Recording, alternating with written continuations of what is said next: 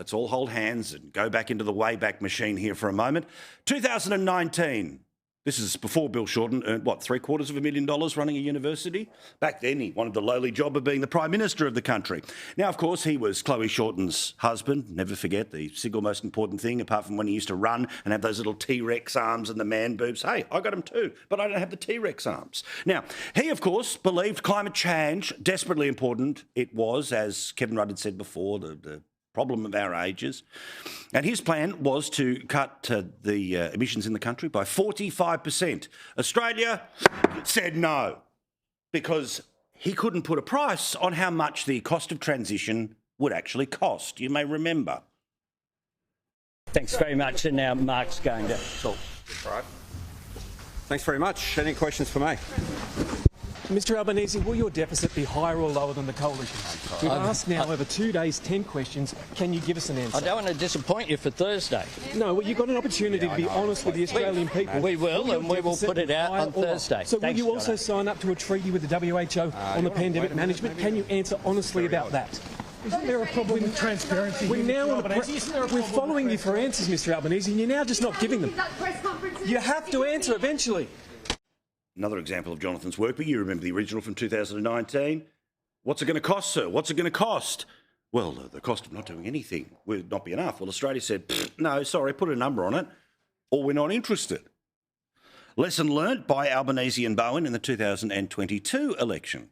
So in the lead up to it, they turned around and said, you know what, 45% climate target, that was going to be too difficult, so we're going to do a 43% target. We're also going to promise hundreds of thousands of jobs by 2030.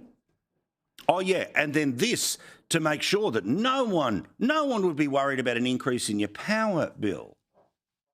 Reducing power prices by $275. Reducing power prices by $275. By 2025, $275 a year. $275 a year. We'll get power prices down by $275 a year. $275 for the average house, lower in 2025 than today. It was a lie. It was always a lie. But then because the media loves the liars in this case, well, it was all just based off, someone forgot to carry the one. That was 2022 numbers. Don't worry, it doesn't really apply to now. When all of us knew, anyone who's been around this conversation for as long as we has been, is that the cost of transition means to go from what has been the system to a new system, and the new system has to be built from scratch. We knew that would cost hundreds of billion, almost $1 trillion. The CSIRO was saying that a few years ago. Now they say it's the best part, again, of $500 billion. Now, to a country that's already $1 trillion in debt, some people went, you know what, big price to pay.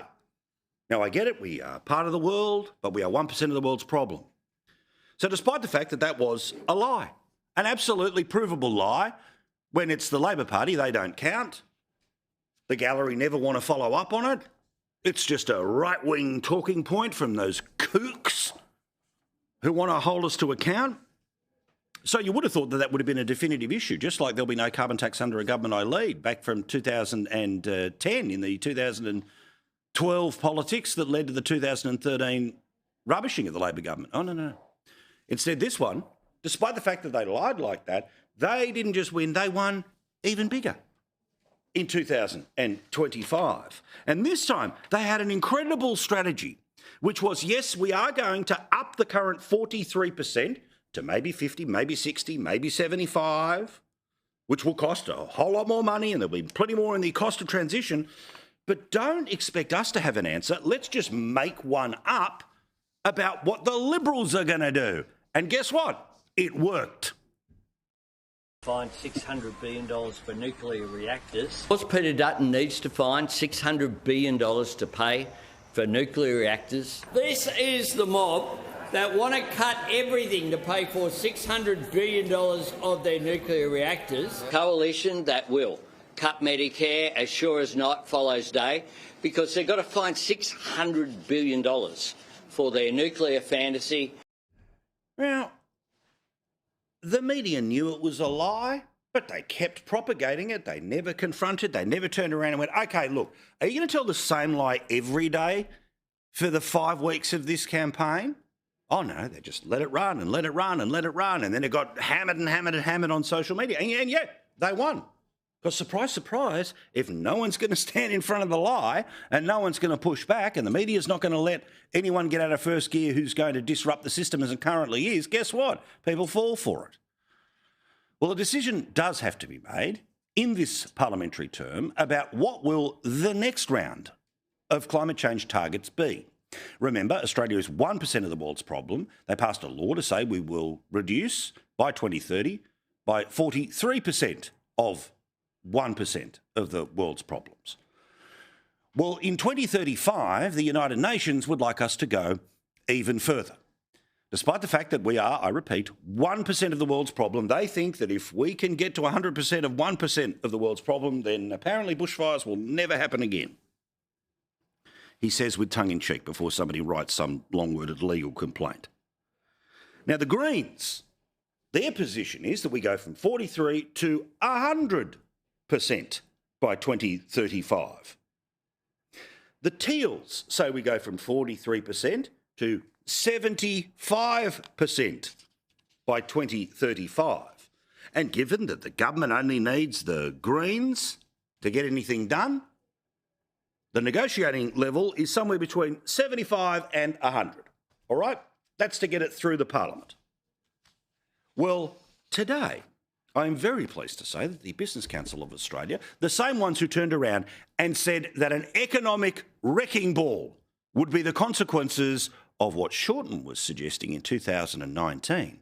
But because they wanted to get in with the new broom, they literally dropped that analysis and stood in the room while the Prime Minister ended up signing what has now become the law, the 43% of 1%.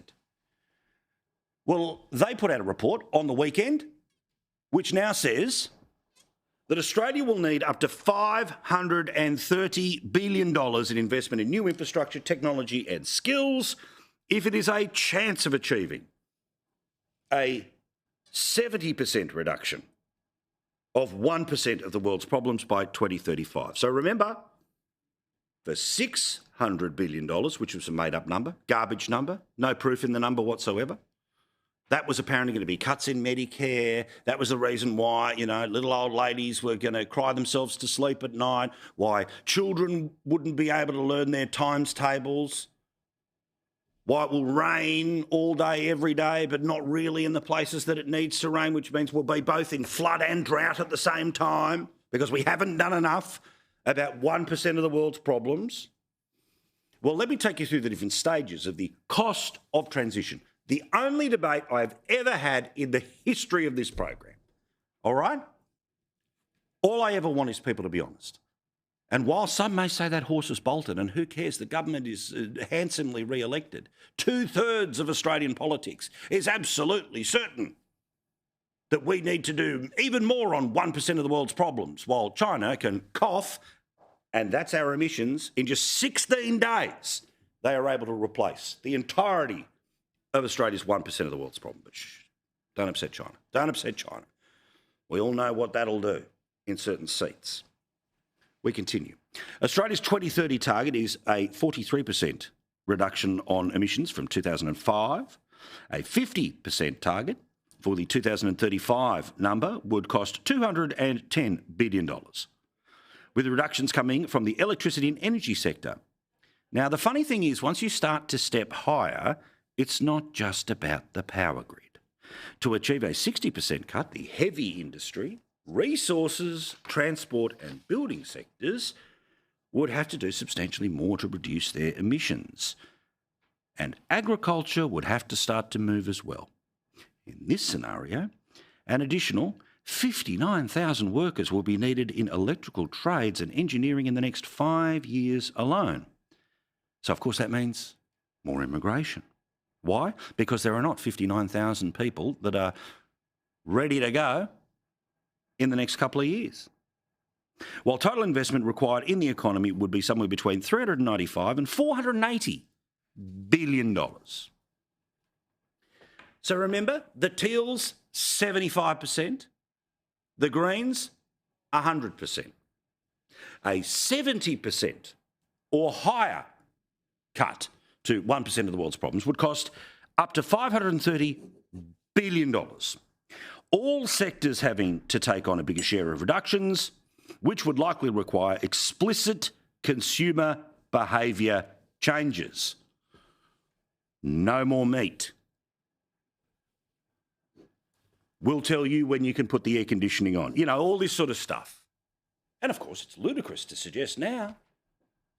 But these are the types of things that will be put on the table. And because the first AMBIT claim is so ridiculous, if they get 3/4 of crazy, they'll consider it a win and your life's going to change. Elections have consequences. And I know if you watch this show that you are probably someone who wasn't all that excited with the conclusion of the 2025 election. But all those people who understandably fire up about the cost of living, guess what gets worse the higher we tick these things up? Guess who pays? You, the consumer, or you, the taxpayer, via the government. And they will say nothing to see here. Time to move on. Stop with the knuckle dragging. Now, the reality is that you can be a person who understands Australia is part of a global community and has to do something quite significant to get ourselves to, say, net zero by 2050. Or you could be one of those people who says, no, none of that net zero stuff because we're 1% of the world's problems. Cool. But what you can't be is somebody who wants us to get to 50%, to 60%, 75%, or 90% or 100% and pretend that there are no consequences for 27 million people who live in the country, for the people who work in industries that will either stop giving pay rises because there's not as much money. Why? Because the cost of compliance is there. Or as certain industries just fade away because they're yesterday's news. And the people pushing all of this are going to pretend that somebody who's a truck driver in country Queensland is somehow going to become an AI king in a calendar year.